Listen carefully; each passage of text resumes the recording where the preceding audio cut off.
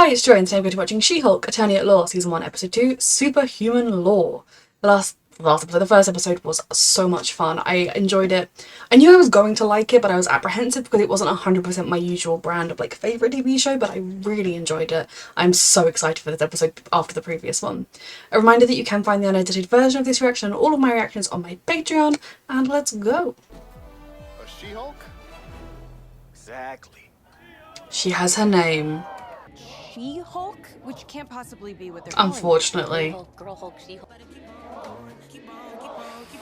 Your life has changed. It's like to suddenly debut superpowers just to drum up publicity for yourself. Only you would think that. Seriously, Yep, how did you get these men. powers? I really don't feel like talking about it. Did not go to law school and rack up 6 figures in student loans to become a vigilante. That is for billionaires and narcissists and adult orphans for some reason. But you Yes. an Avenger. Do the Avengers offer healthcare? No. Maternity leave, a pension. Genuinely have learned. No. Here's the thing though. Hulk Jen? I'm sorry, I have to let you go. What for? Liability for the DA's office. Wait, you're firing me? Surely it's extremely unprofessional to fire her at a bar after hours. Fire her in the office, not in private. I'm gonna sue you for that. I don't know. In America, apparently you sue people for everything. I have no experience of suing people. And I guess they're saying that, the jury will always side with her because she's a superhero. But that's still a stupid line of reasoning. Everything she worked for, gone. No. Family dinner right after I get fired. Sorry. Family dinner after you save loads of lives. You're all right, Chad. Employed and promoted, right? Oh, Jen. Jesus Christ. Nicest young man but I gave him your number so that he could call you for advice. Please stop giving my number out to strangers. That Hawkeye guy. Oh Lord. What happens to those arrows when he's done? Why would she know? I'm just going to put this. Now, Jen, there's a couple things I could use your help with before you Just leave. They're not interested in talking to you. check in with you. How you doing, kid? You were being one of the people that was being irritating at dinner. Okay. Even the first time we've had to deal with a Hulk in the family. And you didn't destroy a city. It does feel like a weight has been lifted. But there's this new weight. The Yeah, thing that you were that's dreading life. happened, but look, you're still standing. And now you get to keep moving on. I like that way of looking at it. I'd like to offer you a job. Interesting. To be head of a new division, yes. Take some time. I think accept. She's desperate. I... She didn't inquire about anything. Benefits, location. Jen Walters is back, baby. But she was desperate. Working for someone that defends bad people. That means I'll expect you to be at work and in court as the She-Hulk. Not as a normal person. Yeah. Right now. We are the first top-tier law firm. It's okay. It's still you. It's not like you lose your personality or anything. Superhuman law. This sucks. I am totally qualified, but now everyone around here is always going to think this is the only reason I got the job. It's Kinda so true. unfair. Oh. It's got some office supplies to get you started, snacks, and a map to the best bathroom for pooping. Thank you. Let Carrington go, and then... Jesus Christ. Tell Bob. This is the parole of Emil Blonsky. The name is Also, an familiar. abomination. Mr. Blonsky has been serving his sentence. Mr. Blonsky is well aware of your familial connection and has signed a conflict waiver. He would like to retain you specifically as his attorney. She may not feel the I same. have to say I'm not comfortable taking this case. Don't take the case, then you don't have a job here. At the very least, you should meet with the client before you decide. Life is changing. Well, once you're established here, you will have the power and position to be like, fuck you. We can hope. No superpowers inside. She's gonna have to carry a different set of clothing with her for each change. Do not step past the yellow line. Do not touch the glass. This seems like someone ready for parole if we still have him in a prison like this. I mean, he does deserve a defense attorney, but The prisoner is a very dangerous man. then why is he up for parole? No lawyer, patient confidentiality then. Client, I know the words. I've completely transformed myself. You know, physically, obviously, but also spiritually. Does that mean that you Hopefully. can't turn into the abomination anymore, or You know, I tried to kill him. You know, so let's get that out of the way. It wasn't personal or anything. What's to Bruce? I was under direct orders from your government. the serum the government gave you caused your subsequent actions? I was a highly decorated soldier. You know, sent. Could change her mind on things. I would want to do research myself to see how accurate this is. I thought, What he was like before as well. guy. Where's the justice in that, Jen? Well, this has got through to her. The question is how accurate he is. How real it is. To know that you feel remorse for your actions. Various haikus that I've written. Oh Lord, no, please. To each of my victims. Yeah, I'll think about it. It does sound like a case worth taking if he was manipulated into it by the government. He could be a victim of it all. Talk to Bruce. He lived through it to a degree. I have not seen the original movie. Doesn't seem like you hold a grudge. At least you've never talked about that before. And you're always saying that She never lets anybody else jump in.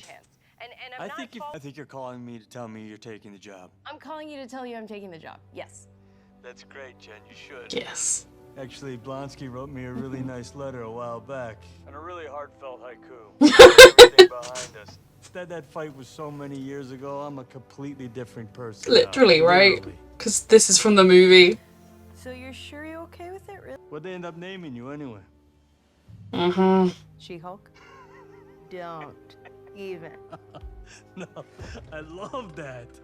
That's got a nice ring to it. He would think that. Attorney at law. I mean, there are like... Probably not for a minute. I got some things I gotta take care of. That's what the courier came to get him for. Okay. There have been no statements made by Emil Blonsky's attorney after shocking footage leaked showing the abomination participating in what appears to be an underground fight club. Jesus Christ. Escaped from prison. Oh. That sucks. But surely that means he's no longer eligible for parole. Like, if you commit a crime, your parole goes away. So even if she's his attorney, the most she can try and do is argue against it. I mean, potentially, is it going to turn out that he separated himself literally from the abomination, and so the abomination is out there and he's here? I don't know. But if that is really him, he's escaping. Well, she can't do him in a parole hearing because he's not up for parole right now because he's breached the terms of his prison sentence and everything. Drop it down. Drop it down. Yeah. Good. Okay. Make use of the She-Hulk in your life. Okay, this was another really fun episode. It showed the very interesting consequences of what happened in the first one, and I can kind of see the district attorney's point to a degree of, is every single case going to be done, oh, she's the She-Hulk, therefore they think she's a superhero, so they sided with her. But I think other cases, she's not likely to be constantly saving lives in the courtroom, and you know, at most, you'd almost want to let it die down for a bit. Be like, I'm sorry, you won't be in the courtroom for a little while until the media speculation dies down, and then we'll get you back out there or something. Like, which is still not great for her, given that she did nothing wrong. So in general, I do side with they were shitty to fire her, but I can see it from their point of view. I do wonder how much of it was them being threatened by her, by the idea of her, and whiny little men like that coworker of hers who was like, I'll do the closing argument for you, it would be better for me, and like, I can't believe you did that just for publicity. You know, people that kind of were threatened by having someone that powerful in their office. I don't know, but it was definitely a covering themselves move, not a here's some respect for all of your years of good service. And then the other people not wanting to take her on because, well, you know, we don't know anything about her. I feel like she needed to go to these job interviews with proof that she could control. Now, obviously, I don't know how you'd prove that, but with proof that she is in control of herself, that there aren't going to be rampages and things like what we've seen where the Hulk loses control. You can definitely see a firm not wanting to risk having, you know, one of their employees rampaging through the city, destroying half of it, and then you're like, oh yeah, sorry, yeah, it was a bad day. Now, obviously, we know Jennifer isn't like that. She's lucky, she's able to deal with it a lot better.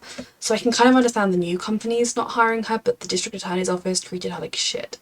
I don't 100% love that she's working for this company, in the sense that I fully respect and accept it because she did not have any other offers. This is an extremely well-paying, extremely high-profile job. She's definitely good enough to do it, even if they didn't just hire her because she's the She-Hulk. But it's definitely one of those kind of firms that you feel like, well, look, they will, oh my god, they will represent anybody, and obviously everybody deserves a good criminal, everybody deserves a defense, everybody deserves their rights to be respected, but it feels like the kind of firm that would represent some rich scumbag that they knew was a mass murdering rapist, but it would be high profile for them to get them away with it, so they'll do whatever they can, and they'll do a case, and they'll wrangle everything out, instead of just being like, well, okay, yeah, this guy did it, and we'll give him the best defense we can within those parameters. You know, that kind of, it's a grey area, but they're more interested in the money and the publicity than they are in the justice system and the law. And I think Jennifer is very much more interested in the justice system and the law than she is in that. But so I think it's going to be interesting to see how she does within this system, and how she is going to grow in confidence within herself, within her abilities as both She-Hulk and She-Hulk Attorney at Law. And I think once you've been at the company for a bit longer, once she is a high profile part of their company, which is what they want her to be, if they were to fire her, she would be able to say, yes, this is because this company is bullshit and doesn't care about things, and then that would be bad for them. So, you know, I think down the line she'll have more power within the company than she does right now. Though I did love the way she just impulsively was like, yes, I'll take this job.